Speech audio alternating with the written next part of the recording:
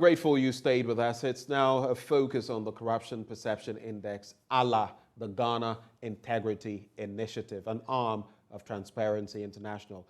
And when you look at our latest performance, 43 points, this means Ghana has actually ranked 72 out of 180 countries and territories. This score also reflects a lack of progress in the country's fight against corruption. Well, helping us discuss that all-important subject, especially knowing how much goes into graft every year. Vitus Azim is an anti-graft campaigner. We'll have others joining the conversation as well, but we'll start with Mr. Azim. A very good morning to you, sir. Hello, Mr. Azim. Good morning. Good to have you on board. Even before we get into the report proper, I'd like to find out from you, when you look at the graft, the fight against the graft and how far we've come, let's limit it to this administration, especially as we've seen the trajectory. What do you make of it? What inroads have we made and what is yet to be done? I don't think we are fighting corruption or we're making any fight against corruption. And I don't think that we've made any inroads in the fight against corruption. Nothing at all? We've probably made inroads into corruption itself. I'm saying this because when you look at the various audit reports that have been issued by the Auditor General over the years, but more recently, the COVID-19 audit report. When you look at the media reports about allegations of corruption, and you compare that against what our leaders say about the fight against corruption, they don't match. It's just words and words without any action to back those words. And when you are fighting, you are prepared, you are armed to go to war. You are armed to deal with people, whether they are your relatives, your family, your party members, or whatever. But we don't see that at all happening in Ghana with regards to the fight against corruption. And so for you, it's a lot of rhetoric and practically no action, right? Yes. That's from my view. We have the Office of the Special Prosecutor that has been set up specifically to deal with some of these issues. In your opinion, has this aided in the fight against corruption?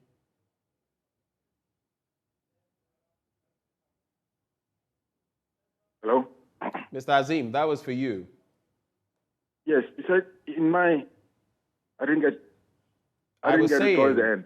I was saying that within this administration, this tenure, we've seen the establishment of the Office of the Special Prosecutor. We had the first one, now we have a second one. Would you say that in fighting corruption, that office has produced nothing, especially as you say that generally, I mean, you don't see any fight against corruption? I wouldn't say that it has produced nothing, but it has not met the expectations of most of us. You see, when you are looking at the fight against corruption and the institutions that are set up to fight corruption, you need to look at how many investigations have been carried out, how many successful prosecutions have been carried out, how much money has recovered from acts of corruption.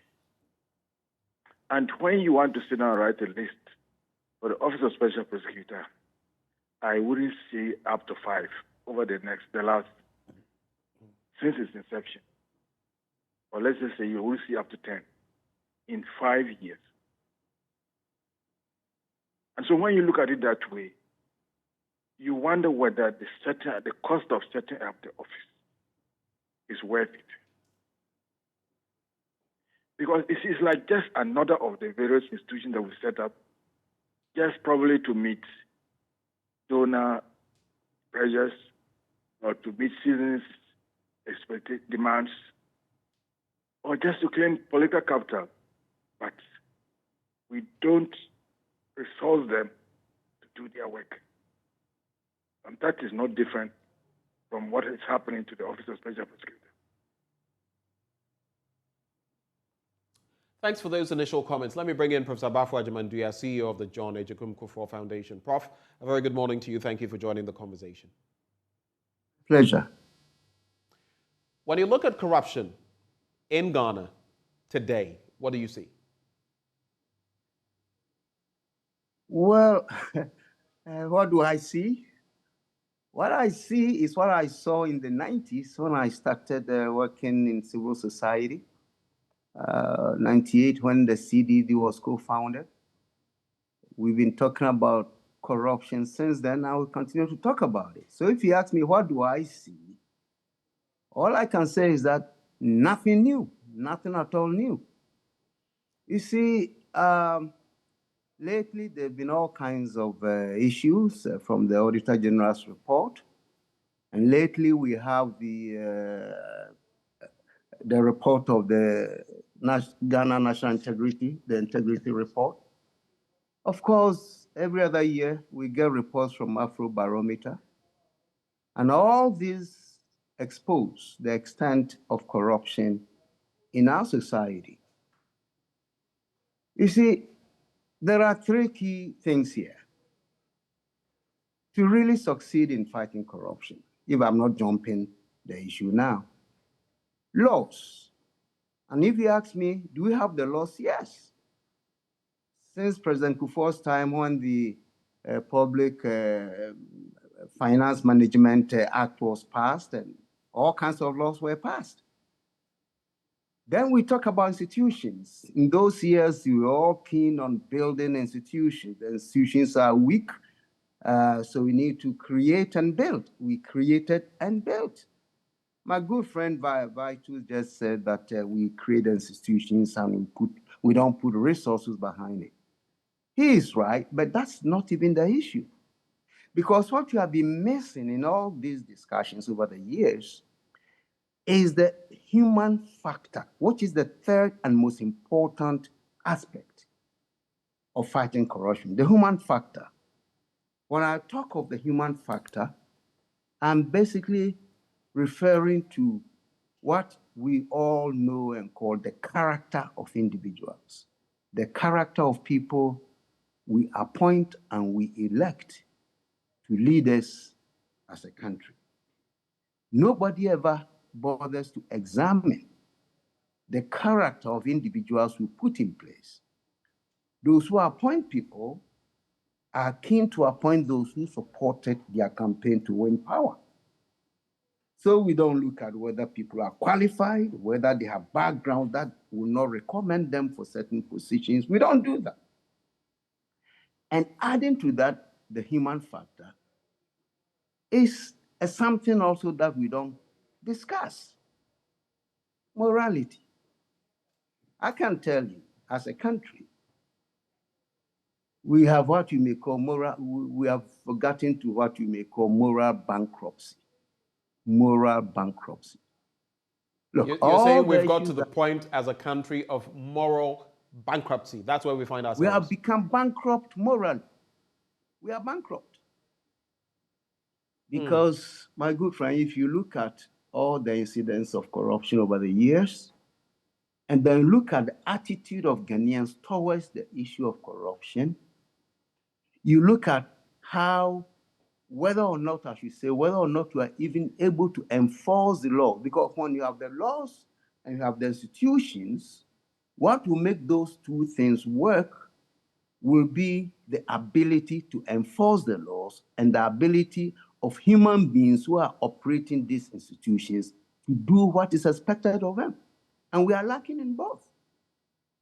And then part of the human factor is the kind of values that we cherish.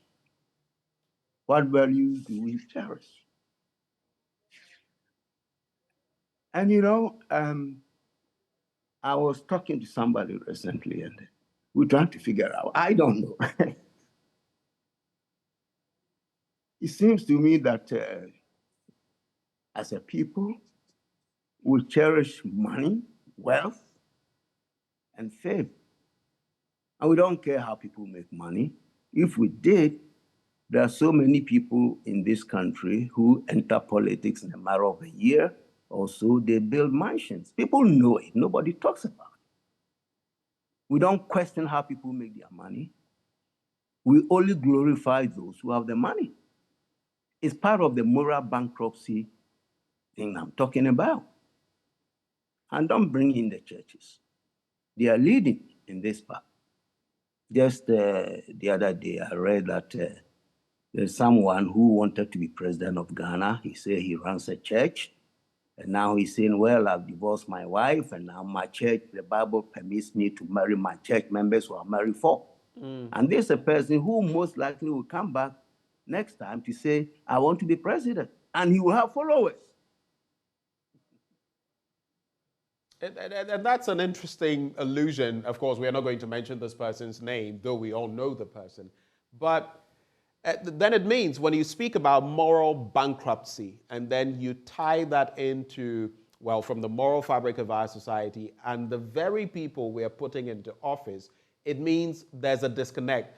But even before we get into that, you made a telling statement that I just wanted you to land on, and I would get back to you. You say since the 90s till now, the picture of corruption has not changed. It's interesting because back to back for the last 3 years or so, we keep getting the same score, landing in the same zone, and it would appear the fight against corruption. In fact, corruption may be fighting us, like Martin Amidu suggested. Is that the picture you're painting, that we've actually made no progress when it comes to fighting corruption? If you want to find where progress has been made, you can cite the laws we have passed over the decades, the 3 decades of the Fourth Republic. Then we can also cite the institutions that we have created, including most recently the Special Prosecutor's Office. Of course, SHRAJ has been created by the Constitution. The Attorney General's Office is there. PNI, State Intelligence, all the institutions are there. Sure, we have made progress. But in terms of impact, what do you have to show? How many? Look, when Mr. Mahama was president, the opposition then raised hell over corruption. And the impression was that if that opposition party came to power, some people will go to jail. That was the impression we got. As I sit here 6 years into this government's administration, how many successful prosecutions have been had? How many convictions? In other words, and I think my good friend Azim mentioned that, we can't count none. Even though somebody who publicly sat on radio to say, look, I took the money and I use it, admitting that somebody is not even prosecuted successfully. So how can you say we are making progress? We can't prosecute corruption. We can't put our own friends in jail. We can't do nothing. So impunity prevails across board. Look, are you suggesting then that the political forces have conspired to create what we see? Theoretically, I can go along with that because it seems to me politically, these two dominant parties are playing some games with citizens. You know, they when they want power, they will label all kinds of allegations, true or false, on their opponent. When they have the opportunity to prove that these were in fact corruption. Look, you remember some years back, somebody said that President Kufuor took packed bars of gold on a plane and shipped outside the country. Were you around at the time? I heard those stories. Yeah, these are no stories, because when that person was brought before Parliament for his vetting, he was asked, he said, oh, that was just politics. Yeah. So at times, when you hear corruption allegations and accusations by politicians in opposition, I listen with triple ears, because the past does not recommend that anybody is truthful. People are not truthful in fighting for power. By the way, I'm not excusing anybody of not being. That's not my point. But I'm looking at the behavior of our political leaders over time. And if you ask me, has anything changed? That's why I say, look, we may have had new laws and created new institutions, but the moral side, the human factor side, is zero. I don't see any improvement there. So if you ask, are these political parties scratching my back and I've come and scratch your back? Maybe, because they are those who put claims. They make claims that either Mahama was corrupt, or Kufuor is corrupt, Kufuor was corrupt. They are those who made a claim. I don't. And if you make a claim and you have opportunity to prosecute the person that was corrupt according to you, and you are not able to do it, then are you not deceiving the country and yourself? This is the issue. It's interesting you make that point, and I'll be going to Mr. Azim now, but it's interesting Professor Ajimanduya makes that point. I was just sitting here a short while ago with Dwaboso MP, Kwabena Mintah-Kando, who made a similar allegation in respect of Agenda 111 and the Secretariat and stuff. But he at least says he's going to pursue it in Parliament as ranking member. But for you, Vitus, before we get into the substance of the latest ranking, when you look at these latest developments, when you listen to what Professor Ajimanduya says, that the moral fabric of our country has been compromised, so to speak, and that from the 90s till now, we've basically just pendulated. We are just hovering around the same place, not doing much when it comes to corruption. You say you see zero, but when you listen to what he has to say, does that give you even more emphasis on that point you made? We are saying about the same thing. When GI started releasing reports on the CPI, I think that was 1999 or so, it was 3.3. It rose up to 3.9 somewhere and went back to 3.9 in 2006. It just keeps fluctuating. But we've never scored 50 out of a clean score of 100. And when you write an exam, and you don't get 45, or let's say 50, you should not feel comfortable. And then you also need to compare yourself to other candidates in the class. And that's where the ranking comes in. If out of about almost 200 countries, 183 or 184 countries, you are standing at 72. Are you comfortable with that? Especially when you also consider that those countries that have scored very low are conflict-ridden countries like Somalia, South Sudan, Syria. Do you want to compare yourself to those countries? In any case, Ghana is the first country south of the Sahara to have gained independence. And we boast of being a stable country. Shouldn't we be progressing in the fight against corruption? Shouldn't we be getting higher and higher scores on the CPI from year to year? If we are not doing that, is it not okay to say that you are not seeing any change? The allegations that were made under Nkrumah, the allegations that were made under Buzia, under Liman, even under the revolutionary regimes, are the same allegations that we are seeing today. Of course, the revolution came and shot people and all that kind of thing. But those people that were engaged in the revolution, who metamorphosed into a civilian regime, are they completely clean of corruption? And I have said, my observation is that when every new government comes, corruption is worse than the previous regime. And so I'm not surprised that today, things are worse than before. Today, we are facing an economic crisis, a large portion of which can be blamed on corruption, unbridled loans, and misuse of those loans. And as somebody described as reckless spending. Even as we are talking about haircuts and depriving people of their monies. First, the banking cleanup. Up to date, there are some people who have not still recovered their monies. Then we are now talking about haircuts. And yet, we are going around promising new programs and launching new initiatives. And you wonder, Is it because we are approaching 2024? Or we just don't have priorities? We don't know what we are about as a country. The attention now should be to cut down on expenditure and see how best we can handle that debt situation.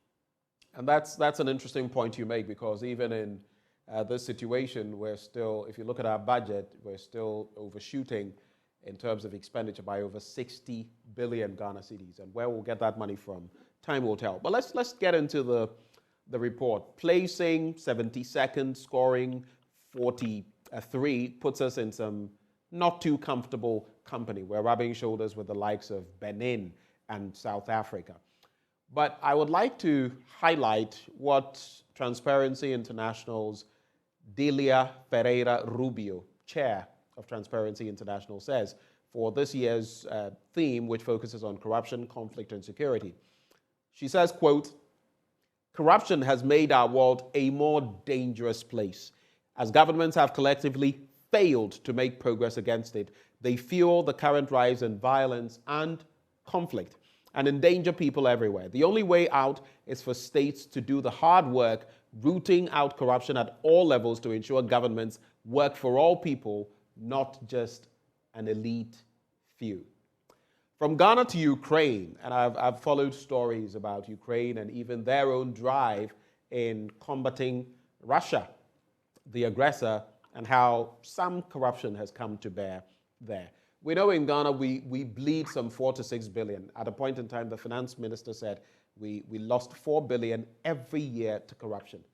But when you look at other parts of the report, you look at the countries making the best progress in Africa.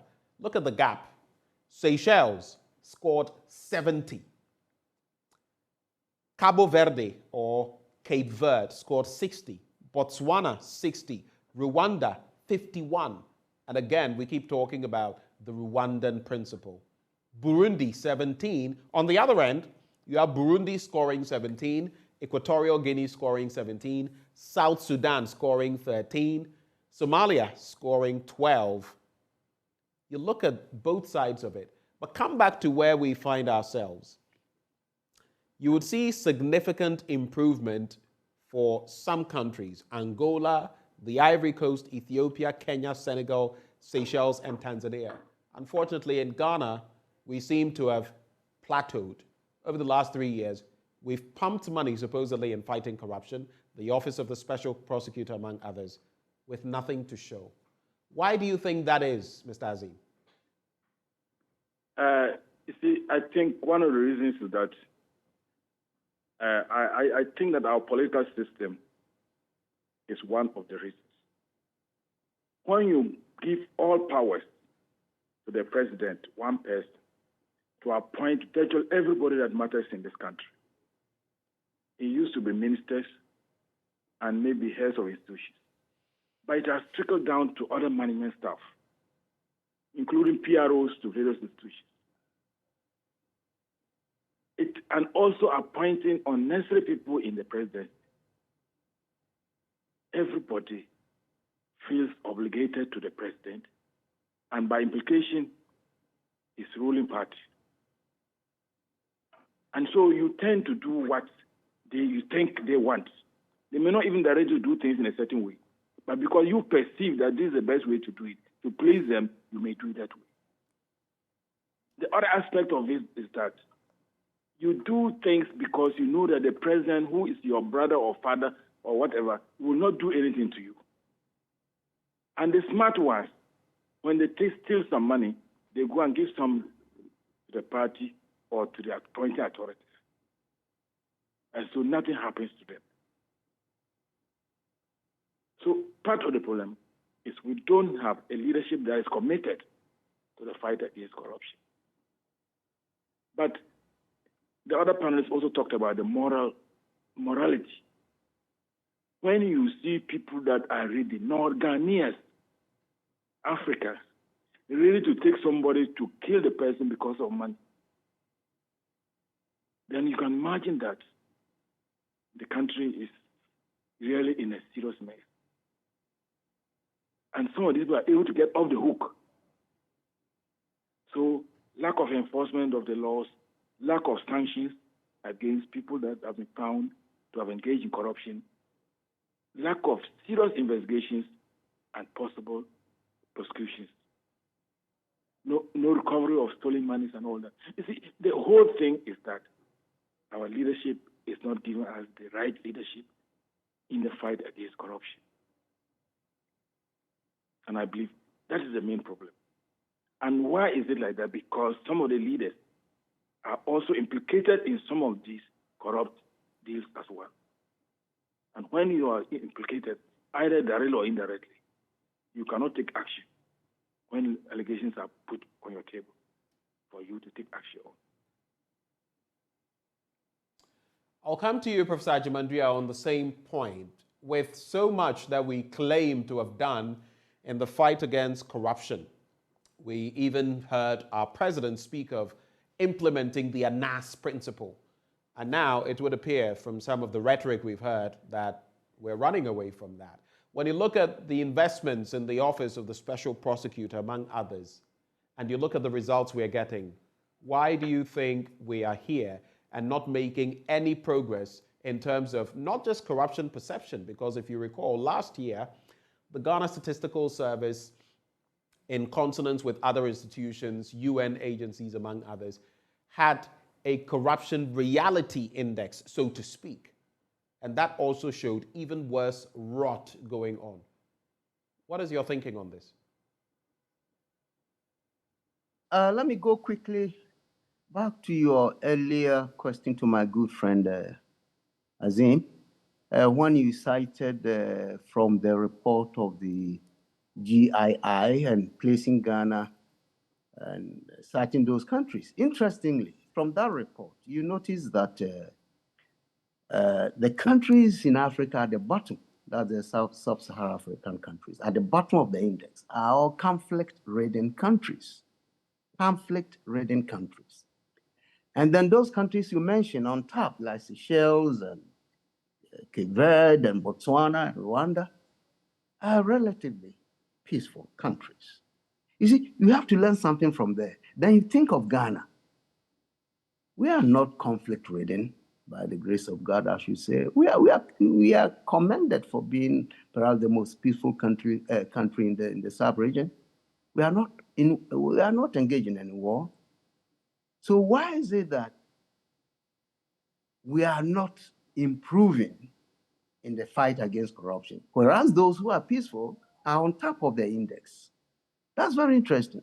And that's why I link to Azim's point about the political system that we have created that has given centralized power and personified everything around the leadership. So maybe that's not the issue for discussions now, but it relates very much to that. Okay. So if you're asking, what do we do, or how come this country is unable to fight it? Again, I mentioned earlier, three things will fight corruption. Three: laws, institutions, and human beings. And we are short, very short on the third factor. We are very short. And I don't need to repeat what I've stated earlier regarding bankruptcy of morals and all. But the fact is that we will have to really have, by the way, before I go on, let's say that in all these matters, changing societies, at times it takes one person. That's why we all put premium on the leadership. Yesterday, I heard you, my good friend, and other media discussing this school placement and the fact that people are paying $20,000 to get their kids into schools and all. So corruption is not just the technocrats or the bureaucrats or the so-called political leaders.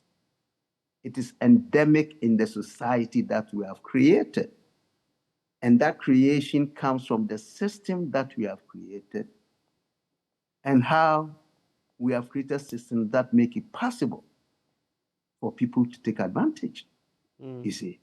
So it's a tough issue. And at times I'm uncomfortable because This is an issue, at least since I entered the civil society space back in 1998. This issue every year is raised and debated. So maybe, henceforth, let's look at how we get out of it. What I saw some recommendations by the Ghana Integrity Initiative. Some of them interesting, others I was just laughing because it's the same rehashing. Government should do this. Why can't government do that for 30 years? So it becomes academic. And I'm not in academia anymore, so I don't delight in pedantic and academic stuff. The fact is that you need someone who can tell you, have the courage to sanction the one who has committed a crime. We don't have any. The only time in our Fourth Republic that I believe some politicians were put in jail for corruption was during former President Kufuor's rule. Of course, people will disagree why they were sent to jail, but I'm just stating a fact that was the only period some politicians were tried by competent courts and sentenced, and they served time. That's the only time.